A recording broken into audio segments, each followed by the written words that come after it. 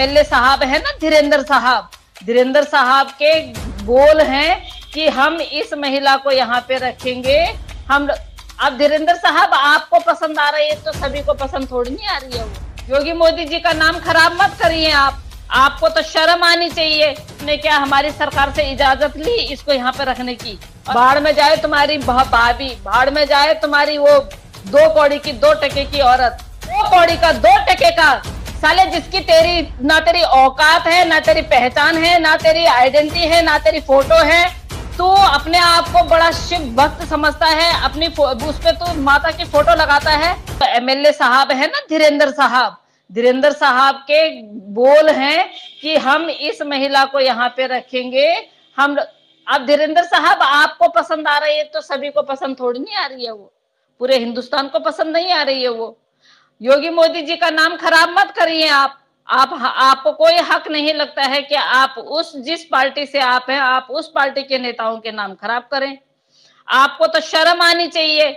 जिसकी औकात और हिम्मत है आके मुझसे बात करे। हम तो धीरेंद्र जी को भी बोल रहे हैं कि धीरेंद्र जी आप आइए यहाँ बहस कीजिए, आपने किस हिसाब से ऐसे बोल दिया है। एक इनलीगल आई हुई महिला वो आप लोगों को प्यारी हो गई है, वो आप लोगों के लिए आप उसको जबरदस्ती बोल रहे हैं, जबरदस्ती वहां के लोगों पे थोप रहे हैं कि नहीं। मतलब अगर आपको पसंद आ गई तो क्या आपने पूरे गांव को पूछा, पूरे हिंदुस्तान को पूछा? आपने क्या हमारी सरकार से इजाजत ली इसको यहाँ पे रखने की? और हमारी सरकार भी यही करेगी। ये इनलीगल आई है या जितने क्राइम इसने किए हैं इसको सारे के सारे क्राइमों का जो है वो जेल में भुगतना पड़ेगा, उसके बाद ये डिपोर्ट होगी। अब तुम लोग जबरदस्ती बोलोगे सरिता फलाने के चैनल पे बैठती है, अलाने के चैनल पे बैठती है। बैठती हूँ भाई, जहां ज्ञान की बातें होंगी वहां मुझे फालतू बात करना पसंद नहीं है। जहां इस केस से रिलेटेड बातें होंगी उन बच्चों से, मुझे केस से भी कोई लेना देना नहीं है। बाढ़ में जाए तुम्हारी वो क्या बोलता सीमा, बाढ़ में जाए तुम्हारी भाभी, बाढ़ में जाए तुम्हारी वो 2 कौड़ी की 2 टके की औरत। हमें यहाँ पे 4 बच्चों के लिए करना है। हमें वो बच्चे, उन बच्चों का भविष्य खराब हो रहा है, उन बच्चों को हमें पाकिस्तान भेजना है जहां पे उनका भविष्य है। तो इस चीज के लिए मैं तो कह रही हूँ कब आएगा वो दिन जिस दिन मोदी जी के हाथों में मेरी तस्वीर होगी कि इस महिला ने ये स्टेटमेंट दी थी, ये फला फला बंदा जो है वो इस तरह की स्टेटमेंट दे रहा था। और हिम्मत है तो जो कटिंग है वो अभी भाई के चैनल पे कटिंग है, वो कटिंग भी साथ में लगाना मेरी फोटो के साथ में, और उस बंदे की फोटो भी उस एमएलए की कि इस एमएलए ने ये स्टेटमेंट दी है। जी भाई ना, मैं उसको उसकी बाप की असली औलाद मानू जो एक बार जाके धीरेंद्र सिंह जी से पूछे कि किस बिहाफ पे आपने ये बोल दिया कि ये महिला रघुपुरा में रहेगी। मैं उसको समझ जाऊंगी कि एक बाप की औलाद है, एक बाप की औलाद है। मैं नहीं बोलना चाहती थी लेकिन अभी मुझे वो शब्द याद आ गया। मैं फैजल भाई के साथ में लाइव करती हूं, आप सुनिए, मैंने आपको डाल रखा है। वो 2 कौड़ी का 2 टके का साले, जिसकी ना तेरी औकात है, ना तेरी पहचान है, ना तेरी आइडेंटिटी है, ना तेरी फोटो है। तू अपने आप को बड़ा शिव भक्त समझता है, अपनी उस पे तू माता की फोटो लगाता है। तेरी भाषा देख, तेरी माँ बहनें सारे दिन भर यही काम करती हैं क्या? जब तू चला जाता है जंगल में तेरी माँ बहनें यही काम करती हैं और यही काम करती होंगी, क्योंकि जिसके घर में जो काम होता है ना उसको वही चीज याद रहती है। हमारे घर में ये काम नहीं होता है, हमारे घर में इंसाफ सिखाया जाता है, हमारे घर में तहजीब सिखाई जाती है, तो हमें तमीज और तहजीब याद रहती है, समझे?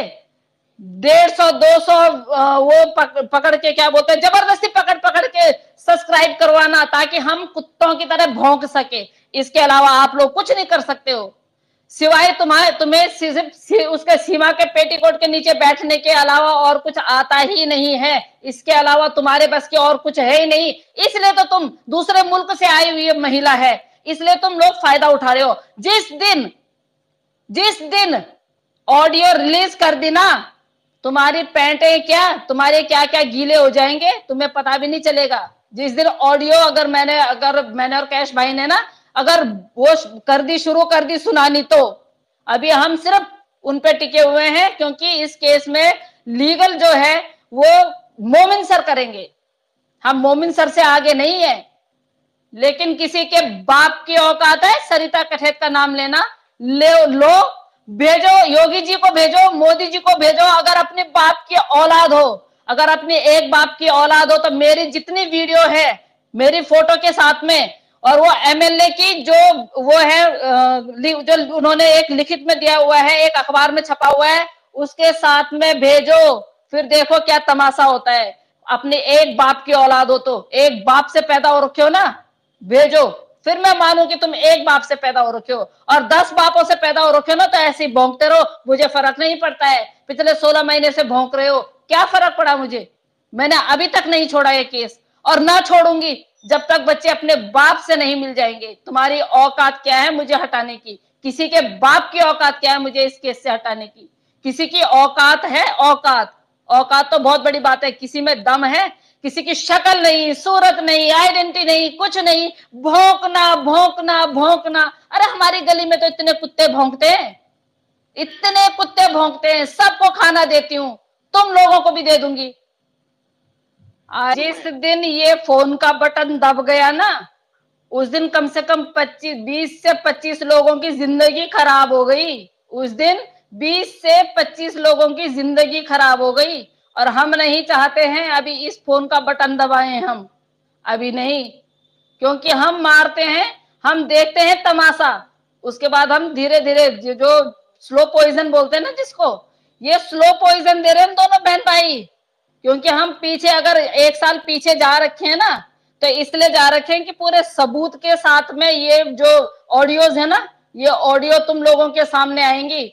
20 से 25 लोगों की जिंदगी खत्म, खत्म बोले तो खत्म। नहीं चाहते हैं कि इस फोन का हम कोई बटन दबाएं, या इस फोन को हम बार बार यूज करें, या इस फोन को हम बार बार आप लोगों को दिखाएं। और देख लो अच्छी सी अच्छी तरह, जिसमें हिम्मत है ये फोन लेके देख लो। इस फोन के अंदर मिलेगी आपकी काली करतूतें सारी की सारी। जितने लोग तुम मिले हुए हो ना, इस फोन के अंदर मिलेंगी आप लोगों की सारी काली की काली करतूतें।